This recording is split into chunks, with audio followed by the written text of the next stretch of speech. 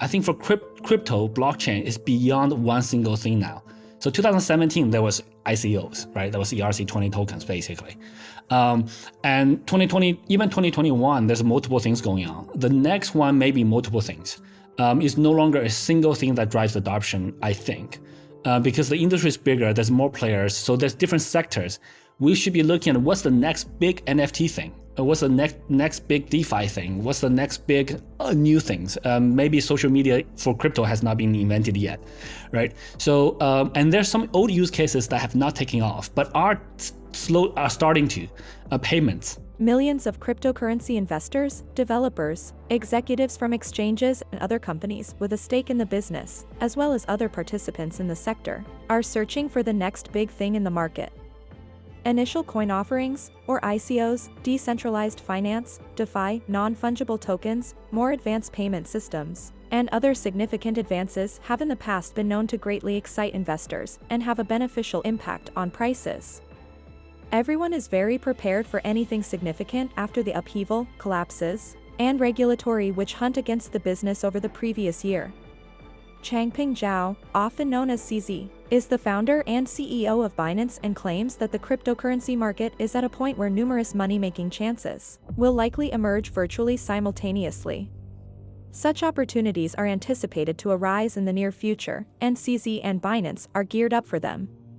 In a recent interview, the Canadian business executive of Chinese descent, who has recently been the target of various mainstream media smear campaigns, discusses his vision for the cryptocurrency market in light of the numerous issues the world economy is currently experiencing. CZ provides an overview of the following during the conversation with the Beckless podcast. What the past may be able to teach us about the current state of the business is what happened in previous bull and bear crypto markets. The CEO of Binance thinks that after last year's volatility, we are now in a recovery stage and that a lot of fresh chances will soon start to present themselves to investors with the drive and resources to seize them. Market cycles and the urgent necessity for cryptocurrency are other topics covered by CZ. We're going to show you some excerpts from CZ's interview immediately. Don't forget to click the like button to share your thoughts and observations in the comments, and, if you haven't already, to subscribe to the channel. It's a mixed mood right now. It's an interesting mood right now, I think. So, from my experience, I got into crypto from 2013, right? So that was one bull market that year. So went from $100 to $1,000, and then there was 1 year of drop in 2014, and then 2015 we started to recover, and so it's 1 year sharp drop and then 1 year recovery, and then 1 or 2 years of all-time highs. So that's 2016, 2017. 2017, 21,000. That was then everyone's rushing in. At the 2013 was like a Bitcoin cycle. Everyone's like, well, what's this new thing about Bitcoin? 2017 was an ICO year. So Ethereum ERC20 tokens, anyone can issue a token, a white paper, fundraising. And then 2018 happened, crash, and then 2019 painful recovery, and then 2020, 2021 are again the sort of all-time high years again. And there was DeFi, NFTs, GameFi, Metaverse, all of this stuff, and all of this stuff are still quite new, but a lot of money poured in. And then 2022, there's Three Arrows, there's Luna, there's FTX, so it was Crusher. So I think now, even if we look at the price chart, we're kind of recovering. So now it's kind of a recovering mood, and people are still very cautious. It's not like FOMO yet, but now there's like meme coins, which I don't really fully understand. But there's also, at this stage, it's unclear in 1 or 2 years what's the next drivers that will cause explosive growth, right? Is it? I think it might be something new, right? I think NFTs, DeFi, they will continue to grow, but those were inventions of the last cycle. They will continue to grow, and there may actually be more realistic use cases, etc. But from the angle, what's going to drive the next one? I think the mood is everyone's looking for that right now. We're not sure, and this is why.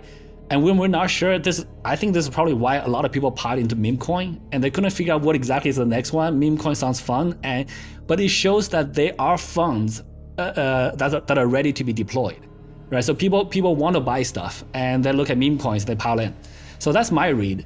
We are at, I believe we're at an interesting inflection point. Again, I could be very wrong.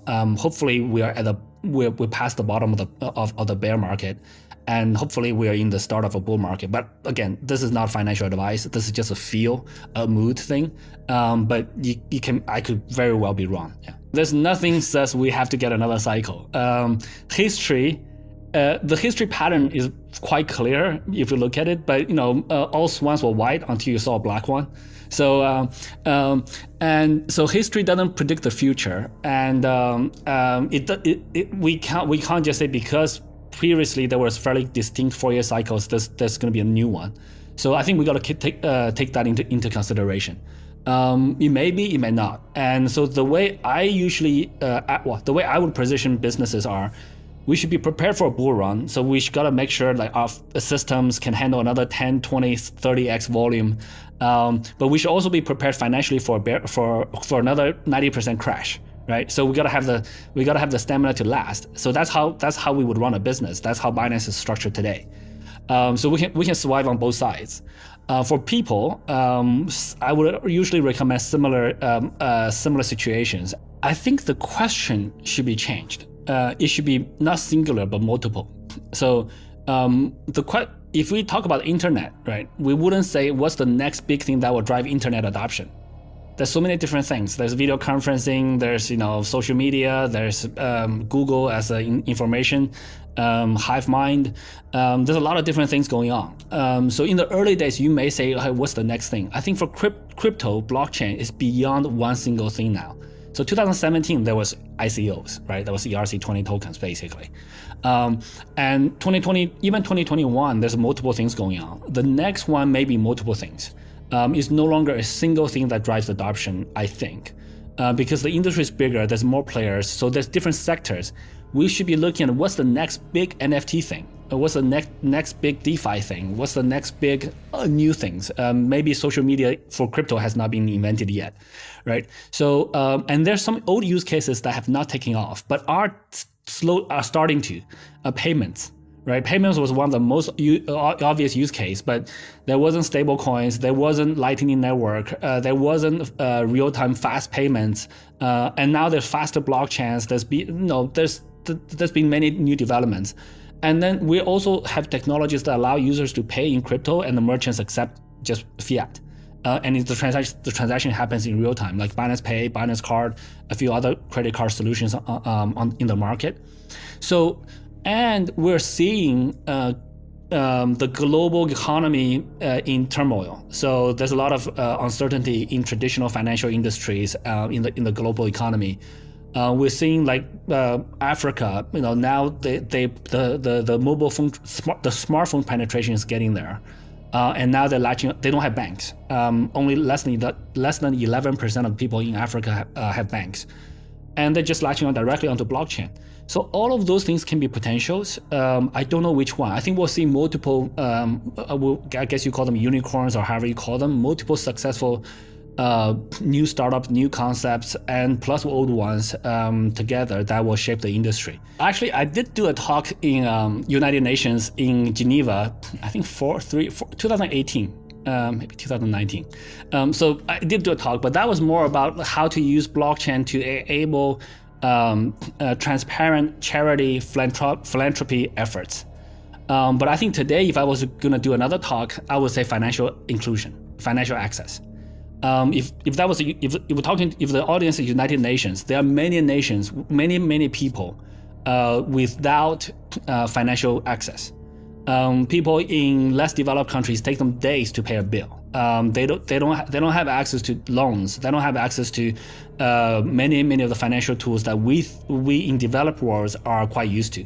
So that would be the message I would stress. And blockchain is that right technology. There was this fund that just gives loans to women that need loans to run their businesses in Africa. They have the lowest default rate of any loan business on the planet. So these are real women that want to do business, but they have no access to financial tools, and they run very simple businesses that do make money, and they're able to return the loans in a period of time, and this really helps their lives. So the name of the fund is just on the tip of my tongue, but I can't recall it. So these are great things, and they can do this with blockchain. They can do this with much bigger scale using the new technologies. So all of this can be done. So if I was doing a talk like that, I'd probably research this a bit more on financial inclusion and just stress use cases in those areas. These developments demonstrate that despite the bear market, many steps are being taken to be ready for the upcoming bull run and the numerous chances that will accompany it. The industry will be completely ready for it when it starts. What do you think about CZ's exchange with Bankless? What do you anticipate the next big development in the cryptocurrency and wider digital asset market to be? Please post your thoughts and insights in the space provided below. Make sure you turn on post alerts for more videos, subscribe to the channel, and like this video if you enjoyed it. Thank you so much for watching.